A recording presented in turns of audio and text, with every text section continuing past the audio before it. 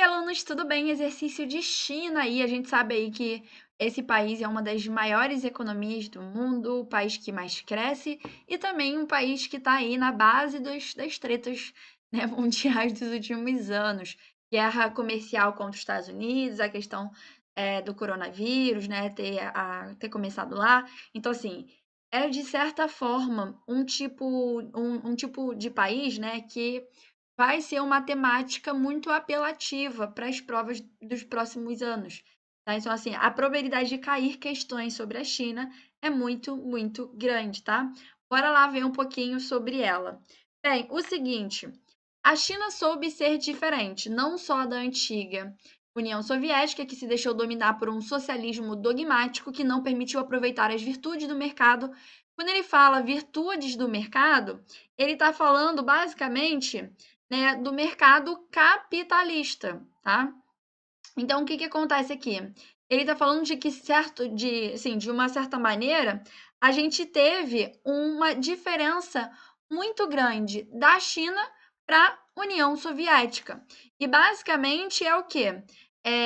O fato, né, da União Soviética ela não ter aceitado passar anteriormente por uma reestruturação de fato, né? Foi muito tarde a reestruturação que a União Soviética teve, mas a China não. Então é o seguinte, hoje a China é um país que tem um socialismo de mercado. O que que acontece, né? O que que é o socialismo de mercado? É basicamente um socialismo híbrido, na qual a economia ela é capitalista, ela segue as égide do capitalismo, né? Da livre circulação, da livre concorrência, etc. Mas, né, em termos sociais, culturais, ainda tem ali o comunismo, o Partido Único e etc. Então é isso que ele está falando, que a China soube ser diferente não só da antiga União Soviética, que se deixou dominar por um socialismo dogmático, que não permitiu aproveitar as virtudes do mercado para aumentar a eficiência produtiva. Por sinal, foi exatamente isso, né? A falta de eficiência produtiva, a falta de avanços tecnológicos, né? A defasagem gigantesca que estava acontecendo entre os produtos, entre a economia, né, da União Soviética com do mundo capitalista, é que fez com que a União Soviética ela terminasse. E atrair capital estrangeiro, mas também dos países capitalistas ocidentais que se deixaram levar pela expansão descontrolada do capital financeiro. Acerca do papel econômico e geopolítico da China nas últimas 4 décadas, então, basicamente, o que que a gente vai ter? Da China, nesse sentido, é uma expansão geopolítica muito grande, tá? Uma expansão geopolítica.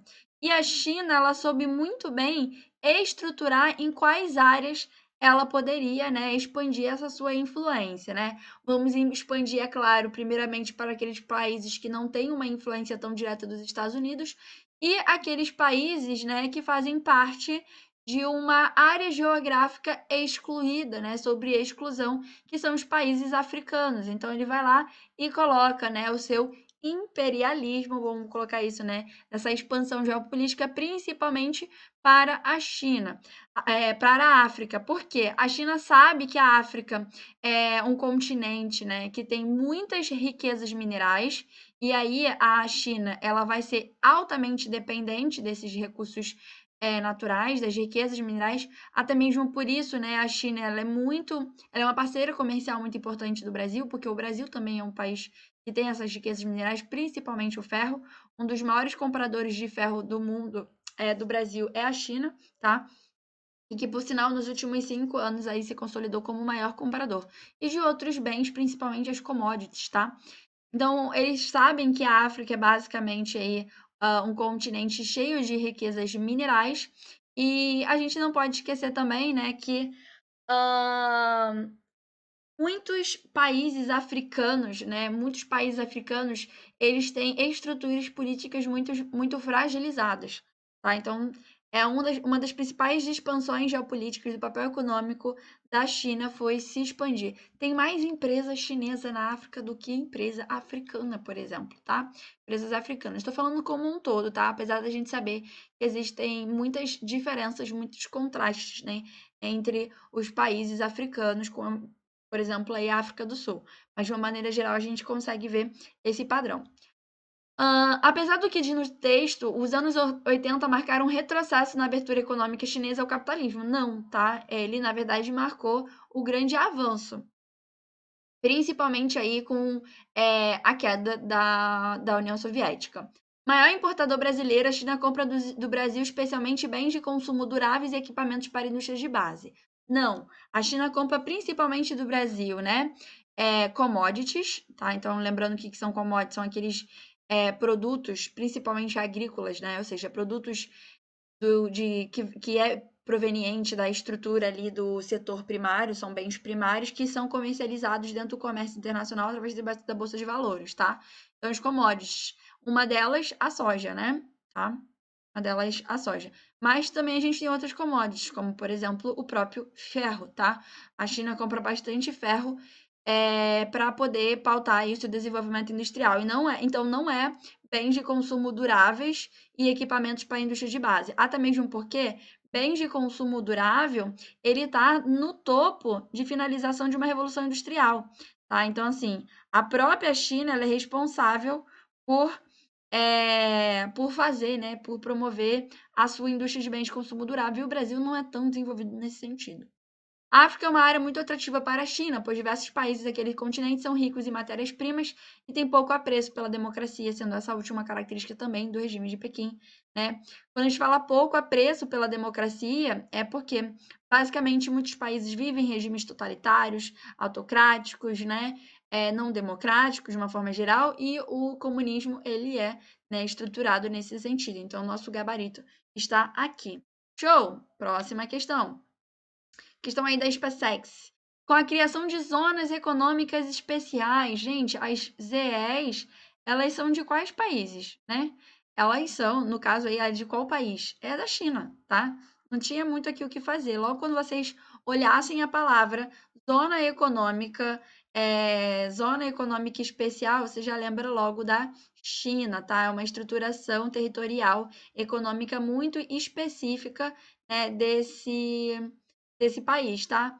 Nos últimos anos, esse país asiático, em transição econômica do socialismo para o capitalismo, tem adotado uma política de abertura de economia e de atração de investimentos estrangeiros, surgindo como uma potência econômica emergente. Uma questão assim um pouco mais antiga, mas até a gente já tem essa consolidação da China, né, como uma potência. Ela é uma potência econômica emergente. É um país emergente, ainda é um país bastante pobre, tem uma quantidade de população rural muito grande, mas de uma maneira geral aí é uma potência econômica. Lembrando, tá, que a China, ela é emergente, ela não é desenvolvida, mas principalmente esse não desenvolvimento, ele está pautado nas altas taxas de analfabetismo, tá? E porque lembra, como se classifica um país em emergente ou não? Através do IDH, do Índice de Desenvolvimento Humano. E o Índice de Desenvolvimento Humano, ele é pautado principalmente aqui, ó, na expectativa de vida, na taxa de de vida, escolaridade, escolaridade, e aí o PIB, né? Ou seja, o produto interno bruto, né, a renda do país. Então, como eu tenho uma alta taxa de analfabetismo, até mesmo porque grande parte da população ainda é uma população bastante ruralizada, a gente ainda não tem essa classificação, mas o PIB é gigantesco. Lembra que a China, ela faz parte dos BRICS, né? Só para vocês terem uma noção, a China, o PIB da China é maior do que o PIB de todos os outros países emergentes somados, tá? Então aí a gente consegue ver realmente a potência, né, que a China é. Próxima, uma questão também aqui da SpaceX. A China tem se tornado uma das maiores potências mundiais. É considerada uma economia emergente, tanto pelo peso de sua economia quanto pelas fortes influências que exerce no cenário regional e global. A expansão da indústria tem sido um dos principais fatores do crescimento da economia desse país. Sobre a economia chinesa, é bem comum cair uma questão de economia chinesa, podemos afirmar o quê? A indústria pesada, tá? A gente vê aí que é a indústria, né, de base, né, aquelas indústrias siderúrgicas, metalúrgicas, ainda permanece sob o controle estatal chinês, sim, tá? Lembrando que até no Brasil, por exemplo, as grandes indústrias de base, elas estavam ligadas até a década de 90 basicamente ao governo estatal, né? Ao governo, né? Ao poder estatal. 3. A China tem se tornado uma das maiores potências mundiais. É considerada uma economia emergente tanto pelo seu peso de sua economia, quanto pelas fortes influências que exerce no cenário regional e global. A expansão da indústria tem sido um dos principais fatores do crescimento da economia desse país. Então, aqui, ó, a gente tem que marcar a questão industrial. Sobre a economia chinesa, podemos afirmar o quê? Ó, a economia chinesa, um tema importantíssimo para vocês, um dos temas aí que mais a gente tem que focar, tá? A indústria pesada ainda permanece sob o controle estatal chinês e concentra-se predominantemente nas províncias das Manchúrias, no nordeste do país, a qual dispõe de vastas reservas de carvão mineral e minério de ferro. Sim, verdadeiro, tá? Então, o que que acontece? A gente sabe basicamente, né, que dentro a economia chinesa, ela é uma economia, né, é um socialismo de mercado. Já falou isso algumas vezes, é um socialismo de mercado, na qual basicamente a gente tem o Estado, né, detendo algumas empresas, enquanto a gente vai ter empresas estrangeiras também atuando no país, empresas estrangeiras. E, né, a gente não pode esquecer também que muitas vezes essas empresas estrangeiras, elas vão ter que atuar aliada com empresas estatais dentro, né, de uma estrutura chamada de joint ventures. Tudo bem? Tranquilo? Isso foi uma das jogadas, né, de abertura econômica quando a China começou o seu processo de liberalismo econômico, né, de liberalização econômica, liberalização econômica, ela atrelou o Estado também a essa liberalização, tá? Show? E aí, no caso, a gente sabe que a indústria é algo extremamente importante, indústria pesada, que geralmente é o Estado que controla mesmo, isso é isso é, assim, é bem padrão de todos os países, ainda permanece sob o controle estatal chinês. Já as empresas estrangeiras, elas estão muito ligadas a indústrias de tecnologia, tá? São indústrias mais avançadas. E outra coisa também, essas empresas, até mesmo por isso que a China também é bastante dependente dos países estrangeiros, porque eles dependem dessas tecnologias, tá? Ainda permanece sob o controle estatal chinês e concentra-se predominantemente nas províncias de Manchúrias, no nordeste do país, a qual dispõe de vastas reservas de carvão mineral e ferro, né? Carvão mineral e ferro, por sinal, são dois combustíveis fósseis bastante presentes no território chinês. A indústria de alta tecnologia expandiu-se rapidamente no país, sim, principalmente dentro dessa estrutura aqui. O que tornou um dos maiores exportadores do mundo de produtos ligados a tecnologias de informação. E sim, a China e a Índia, por sinal, né?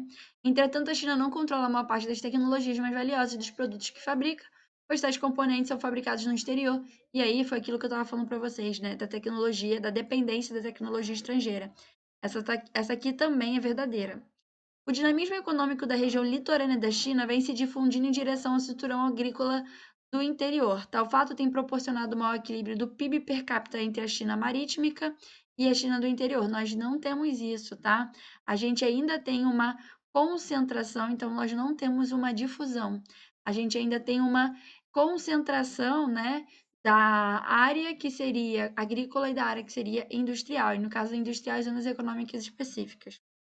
Atualmente, com o envelhecimento da população, então a gente sabe aí que é uma população bem ruralizada, e pouco a pouco está aumentando sua expectativa de vida. A gente tem baixas taxas de natalidade, porque por lei, né, é só um filho por casal, até 2016 era assim, né? Atualmente, com o envelhecimento da população e com o desenvolvimento tecnológico do setor industrial, a mão de obra tem encarecido, tá? E isso em algumas áreas, principalmente nas áreas próximas às EEs, e levado as indústrias a se transferirem para o interior do país em busca de mão de obra mais barata, verdadeira. Isso aqui é, por sinal, um grande fator locacional, né? Mão de obra barata. Quanto mais cara vai ficando uma mão de obra, mais fácil de haver uma desconcentração e uma fuga, né, do capital industrial. Então, essa aqui também é verdadeira. Então, aqui a gente já tem 1, 2 e 4 como verdadeira, gabarito letra B. Show? Então, bora lá. A China se tornou a maior potência emergente do mundo contemporâneo. Olha aqui, ó, cheia dos cheio dos elogios para a China, tendo recentemente superado o Japão como segunda economia do mundo. Vocês viram isso na aula, né, de relações econômicas, de comércio, e com previsões de que poderá ultrapassar os Estados Unidos até o final da década de 2020, já tendo superado esse país em termos mais estritos de produção industrial e paridade de compra, né? Uma das evidências mais claras da ascensão da China como potência na atualidade está relacionado com o quê? Gente, aqui basicamente no papel comercial da China, das commodities, das indústrias, dos relacionamentos com os outros países. A China, ela claramente estruturou uma expansão geopolítica associando, né, o seu comércio e atrelando o seu comércio a outros países, tá? Então ele foi muito específico, né, ao consolidar o seu relacionamento comercial não com os países grandões, mas com os países pequenininhos, as potências, né, emergentes e os países subdesenvolvidos. Tanto aí que uma das grandes expansões geopolíticas, né, da China em relação aos países africanos, né? Então, bora lá. Retomada dos investimentos nos combustíveis fósseis, integrando uma rede de gasoduto com a Austrália, além de controle militar. Né? Controle militar é uma das grandes fraquezas que a gente tem da China em relação, né, à sua expansão geopolítica. Não tem nada a ver aqui, nada com nada. Sua importância no desenvolvimento de novas fontes de energia alternativas. Gente, aqui, bem tá certo, tá? A China é considerada aí o país mais poluído do mundo, tem vários problemas, né? Várias problemáticas associadas com crises ambientais, com poluição, com inversão térmica, com morte de pessoas com câncer de pulmão e tal. Mas ele tem desenvolvido, a China, por sinal, quando os Estados Unidos saem do Acordo de Paris, ela se coloca numa liderança ambiental e começa a investir bastante em fontes de energia, né, alternativa. Aquelas fontes solar, fonte eólica, hídrica, etc. Mas no seu país, não na África, tá? Devido ao custo elevado de exploração dos resíduos e estoques de petróleo e gás na região do Sudão do Sul, da Argélia e da Líbia. Não tem nada aqui a história. Seu papel comercial cada vez mais incisivo em relação às periferias mundiais. O que seriam periferias mundiais? São os países pobres, né? São os países pobres. Ampliando suas parcerias e seus investimentos em vários setores de atividade econômica, particularmente no continente africano. Tá aqui a nossa resposta, tá, gente? O papel comercial da China, ele tem, assim, cada vez mais estruturado. A China tem estruturado, né, o comércio mundial. É a partir dela que a gente entende a expansão do comércio agrícola, é através dele que a gente entende, né, o fortalecimento do multilateralismo. Show? 5. A África é o lugar em que a China mais investe. Segundo um porta-voz do Ministério do Exterior chinês, somente no primeiro semestre de 2016, Pequim fechou 245 novos acordos no valor de 50 bilhões de dólares no continente africano. Gente, isso aqui é expansão geopolítica, né? Vamos olhar ali para as periferias. Superando há muito os Estados Unidos e as antigas potências coloniais europeias. A presença no continente africano tem como interesse a extração e o comércio de carvão mineral. A China já tem carvão mineral, então não é não é um objetivo, tá? São os recursos minerais como um todo, aquilo que a China não tem. É a nova estratégia de Pequim que busca estender sua área de influência econômica ampliando os países dos BRICS. Não é para ampliar os países do BRICS, tá? Não é para colocar mais países africanos nos BRICS. Não tem nada a ver com isso, tá? Tem razões políticas e humanitárias? Não tem nada de humanitário nisso. Faz parte de um plano geopolítico voltado à busca de matérias-primas e novos parceiros comerciais. Aí sim, aqui está a nossa resposta, tá? A ideia é sempre manter, para quem não lembra, BRICS, o que são BRICS? São potências emergentes que se uniram numa cooperação econômica, não é um bloco econômico, né, para poder aí fazer frente aos países, né, mais ricos, os países centrais. Brasil, Rússia, Índia, China e África do Sul, tá? E aí, no caso, a China líder, né, tem a liderança dos BRICS. Show? Tranquilo para vocês? Próxima questão. O Partido Comunista Chinês anunciou nesta quinta-feira, 2015, o fim de uma política instaurada há mais de 30 anos no país. A reforma foi anunciada após o plenário anual do partido no mesmo dia da aprovação do plano quinquenal para o período 2016-20. Gente, essa época aqui, ó, de 2016, foi uma época de muitas mudanças estruturais, né, em antigas tradições, em leis, né, tradicionais, antigas leis muito tradicionais. E por sinal, ela é assim um período que vai fazer com que a gente entenda como que tá as demandas para o futuro da China, porque terminar com essa política, né, que é a política do filho único, ele mostra que houve mudanças significativas na estrutura etária, né, da população chinesa e que está mudando, né, a questão da expectativa de vida, da diminuição da taxa de natalidade, um filho por casal era muito pouco, o que diminuiu a população economicamente ativa, então precisava reestruturar porque as novas demandas eram muito específicas e essa lei ela ia interferir nessas demandas, nesses desafios para o futuro, tá? Então aqui a reforma é da política do filho único. Próxima. Questãozinho aí das PSEX pra gente. Desde o início da década de 80, a China tem sido a economia que mais cresce no mundo, uma taxa média de 10% ao ano. Como consequência desse impressionante crescimento, entre 80 e 2010, o PIB chinês aumentou 2.810% e se tornou o segundo maior do planeta. Dentre os fatores associados a esse avanço econômico, podemos destacar o quê?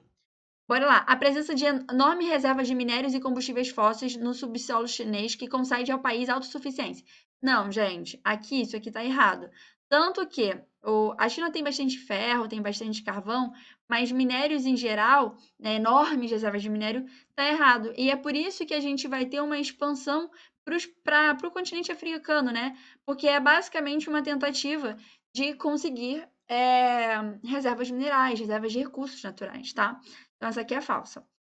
O modelo de economia planificada que, promovendo o crescimento econômico com equilibrada distribuição de renda, amplia o mercado consumidor interno. Primeiro que a gente não tem mais modelo de economia planificada.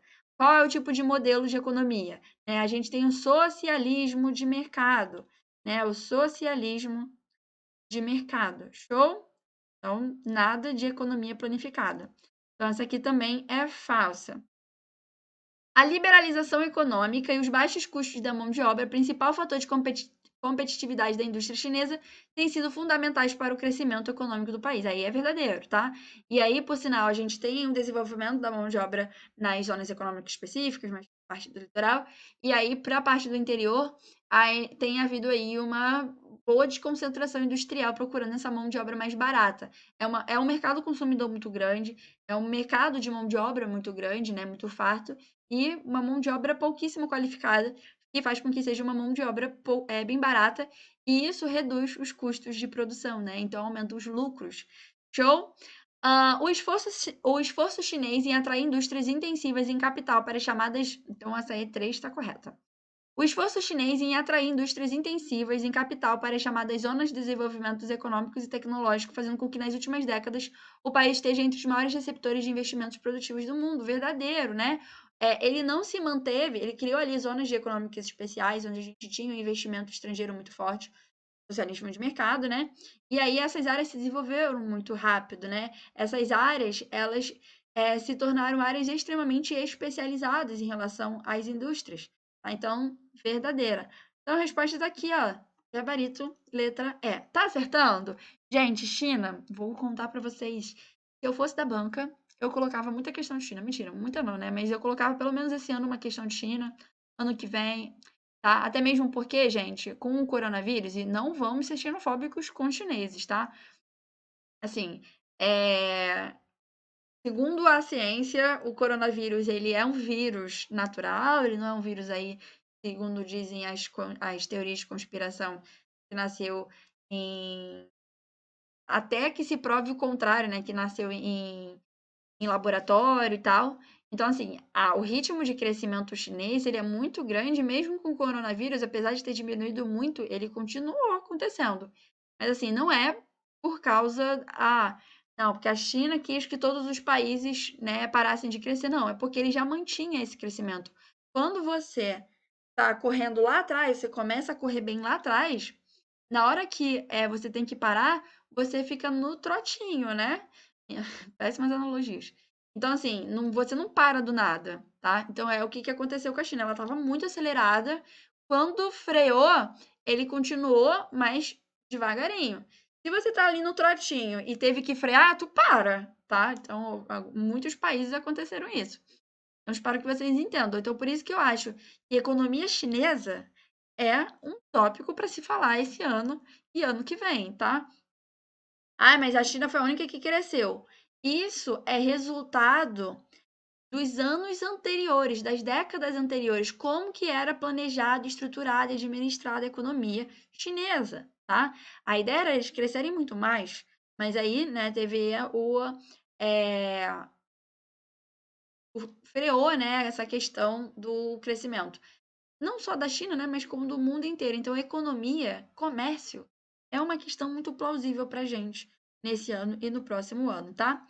Em quase 20 anos, o Império Gigantesco multiplicou em 4 vezes seu desempenho econômico com uma mistura de liberalização interna e controle estatal de investimentos. Então, a gente tem o liberalização interna, o aspecto do capitalismo, e controle estatal de investimento, a gente tem, né, o comunismo.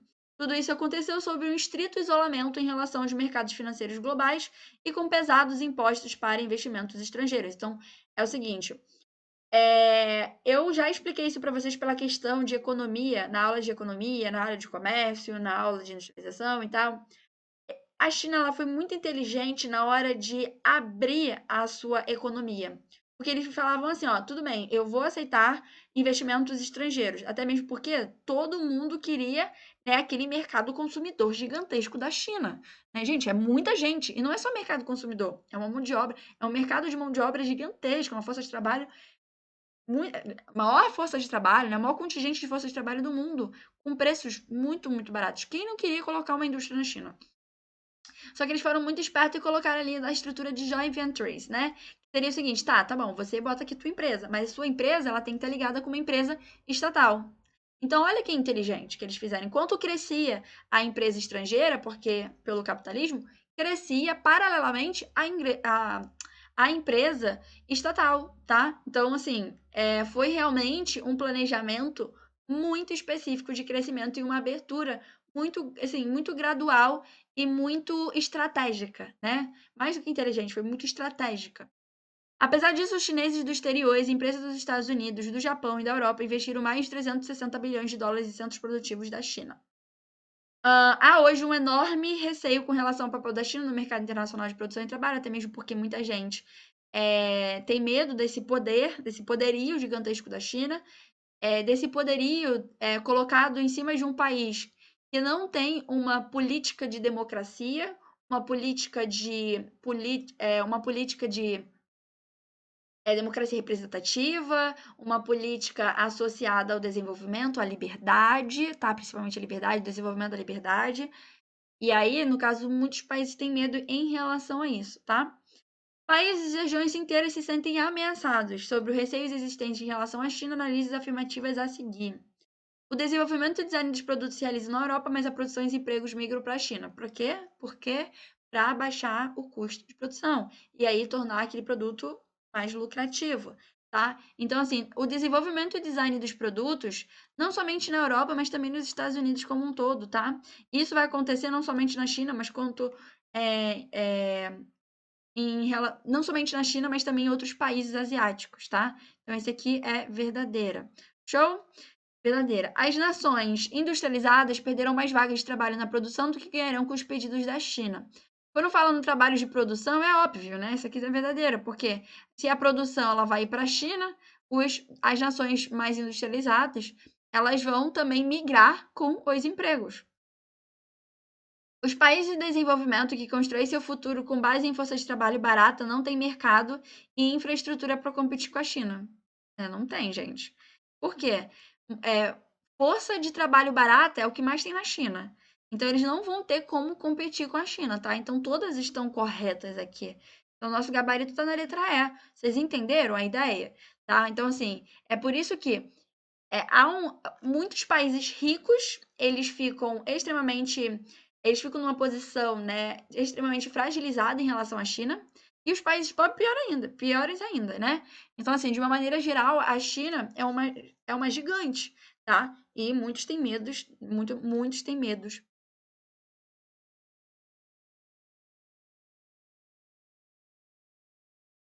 E muitos têm medo, né, dessa gigante. Próxima.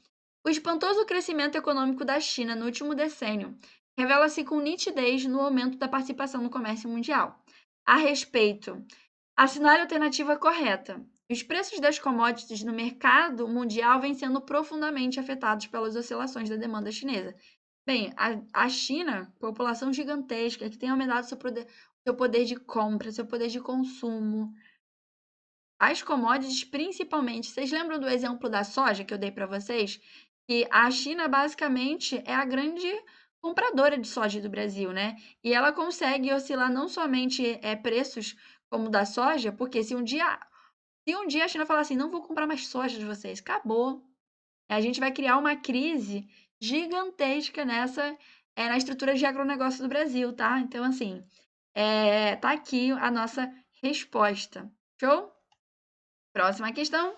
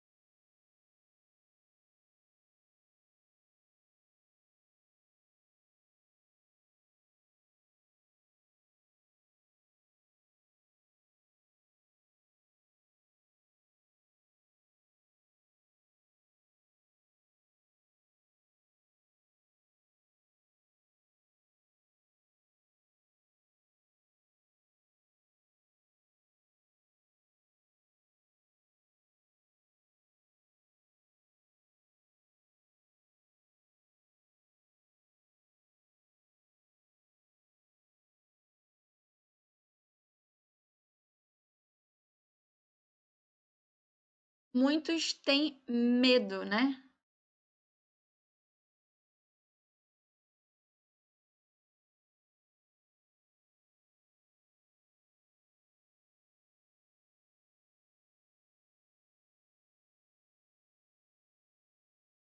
Então, gabarito aqui, letra A. Próxima. A China é hoje um país com dois sistemas econômicos: o socialista, que resiste nas regiões mais distantes dos grandes centros, sobretudo nas relações de propriedade, e o capitalista, que organiza cada vez mais as relações de produção e de trabalho, principalmente nas regiões mais modernas. Sobre a economia chinesa e o seu desenvolvimento, analise afirmações abaixo, as afirmativas abaixo. E nós temos aqui, a partir da abertura das chamadas zonas econômicas especiais das cidades abertas, a China passou a ter a economia que mais cresce no mundo. Sim, gente, super verdadeira essa aí, e foi uma das grandes sacadas, né, em relação à estratégia de crescimento da China, né? Manter uma estrutura socialista, uma estrutura, né, de controle estatal, mas fazer uma abertura econômica. Show? A produção industrial chinesa tem apresentado crescimento homogêneo. Não, gente. Homogêneo não, porque às vezes ela cresce muito, ela cresce pouco, né? Isso aqui é falsa. A China ainda é um país de camponeses, falei que assim, um país bastante ruralizado, né? É por isso que também a gente tem ainda a China como um país emergente, visto que mais de metade de sua população total vive em áreas rurais. Isso aqui é verdadeira. A liberalização econômica e os baixos custos de mão de obra são fatores fundamentais para o crescimento econômico chinês. Verdadeira que isso aqui também, tá, gente? A gente tinha, de uma forma geral, a gente bateu bastante na tecla em relação a isso, tá? Então, 1, 3 e 4 são as corretas. Gabarito, letra B. Ó, China, já dei o meu papo aqui, a minha visão para vocês, que eu acho que China é um país que você tem que anotar as coisas, entender bem, prestar atenção na aula. Se você não entendeu, volta na aula. Vê aí que eu deixei bem mastigadinho o slide para vocês. Eu usei basicamente o Demétrio e a Lígia Terra para montar o slide para vocês. Então, assim, os dois autores queridinhos da nossa banca. Espero que vocês tenham gostado. Sempre que eu puder e sempre que eu ver aí alguma notícia sobre a China, eu mando para vocês. tá? Até mesmo porque é bastante importante a gente entender como que ela é um ator fundamental na nova ordem mundial, como ele é um ator fundamental no comércio internacional, e no comércio agrícola internacional também, tá? Show? Então, espero ver vocês na próxima, espero que vocês tenham gostado. Tchau!